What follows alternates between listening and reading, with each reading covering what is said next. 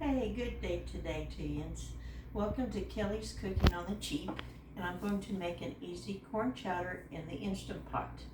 Or at least I should say the directions say easy. This is my first time making it, so we'll see together how it looks.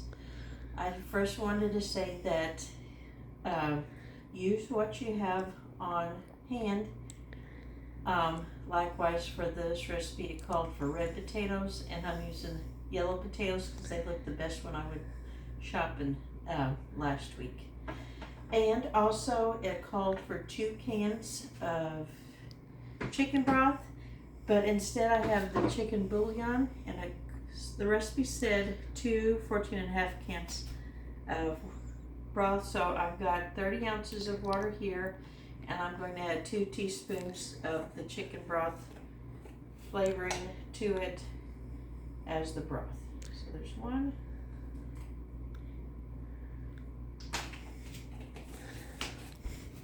So here's the broth. Let me get it stirred in.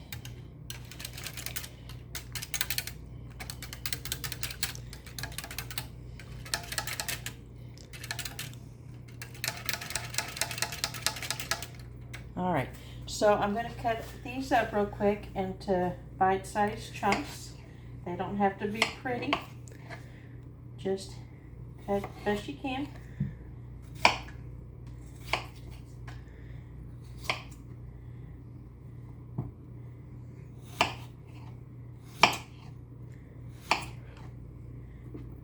Oops, one went overboard.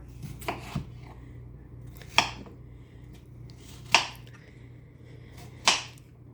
me get those in the pot.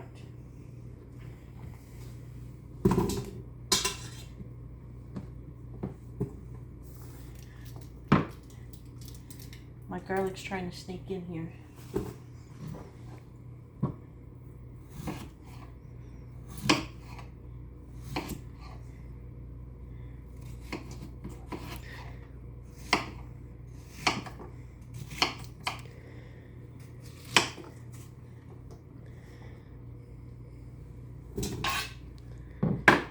One more. I always end up doing too many potatoes than what it calls for, but we'll see if this will work. All right, potatoes are done and in. Now let me get this garlic done. I'm just gonna peel it.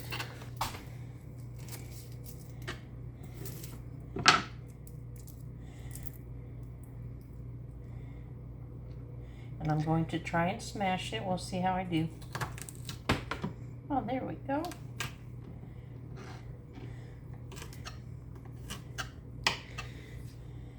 Here's another one.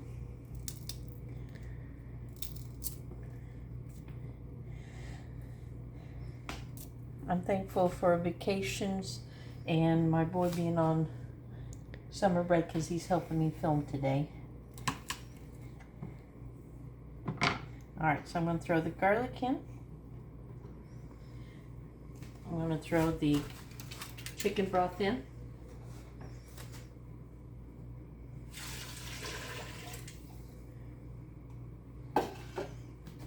Some corn. It called for 3 cups of corn. I think you could also use fresh if you're on the farm or just have fresh access to it.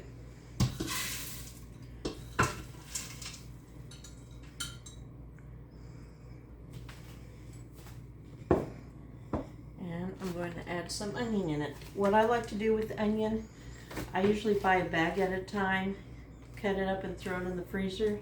That way it doesn't go bad on you and you've got easy access to it. I think I got this from the farmer's market. So you can guesstimate 1 onion, more or less than what you like.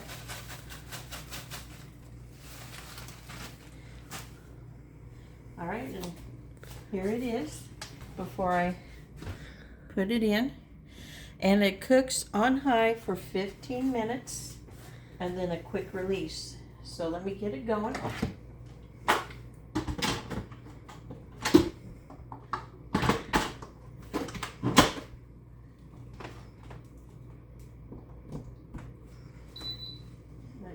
pressure cooker. And I'm just going to leave it on custom. Change it to high. Change the timer from an hour to 15 minutes. Let's see.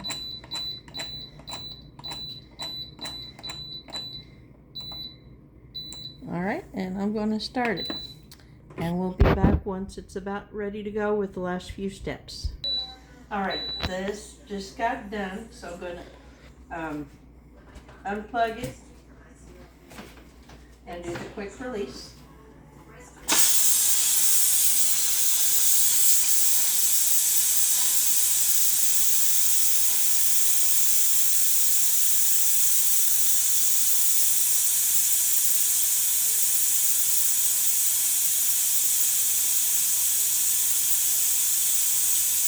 You should be here because it really smells good.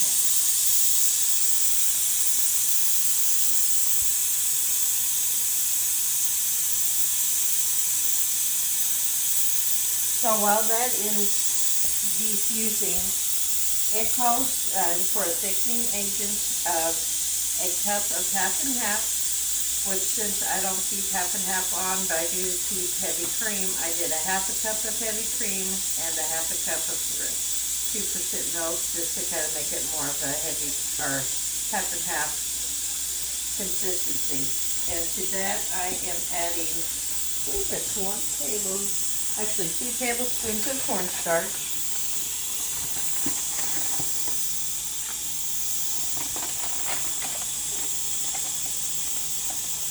One.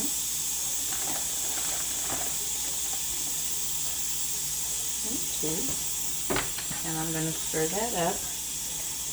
And as well with the cheese, it calls for a cup of cheese, but I was running low, so I pulled out what shred cheese I had left, plus a slice of Colby check cheese, and hopefully we'll make it do with that.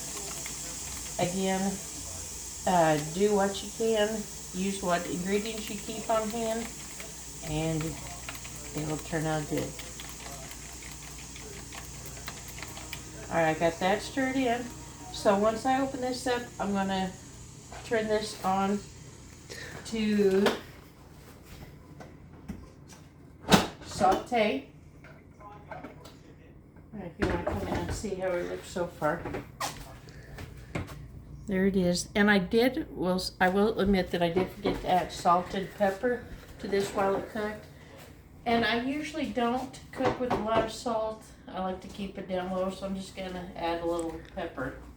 Another reason I don't add a lot of salt is because the chicken broth usually has it in it as well. Alright, there I go. Let me get this plugged back in and on saute. Let's see, saute. Or I'll just do on vegetables. It says to do it on low, but I'm going to leave it on medium. And I'm going to pour this in. And let it thicken up for a few minutes.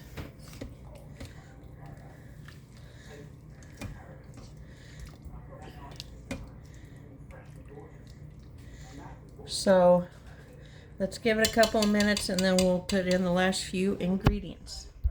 Alright, I got this boiling, cooking. It's thickened up a little. So while it finishes up thickening, I'm going to add what cheese I do have on hand. Just don't laugh at me for the sliced cheese in there too. It all works the same.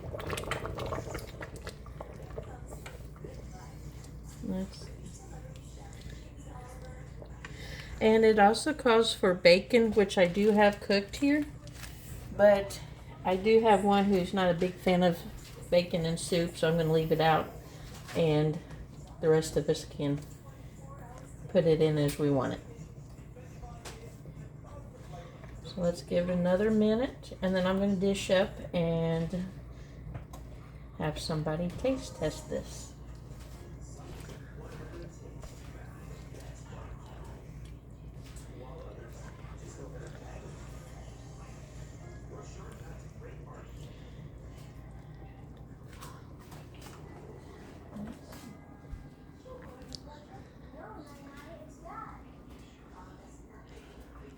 All right, I'm going to unplug this and dish them up.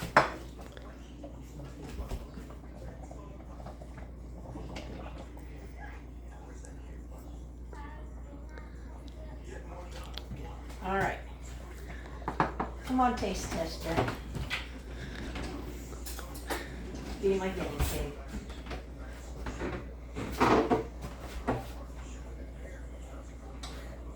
Be careful, it is warm.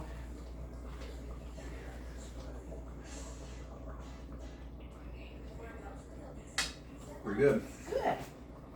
So here's what it looks like. If you're the type that doesn't like the big chunks, you could always smash it up a little smaller, make it more of a creamy consistency. But thank you for coming today, and I hope you enjoy.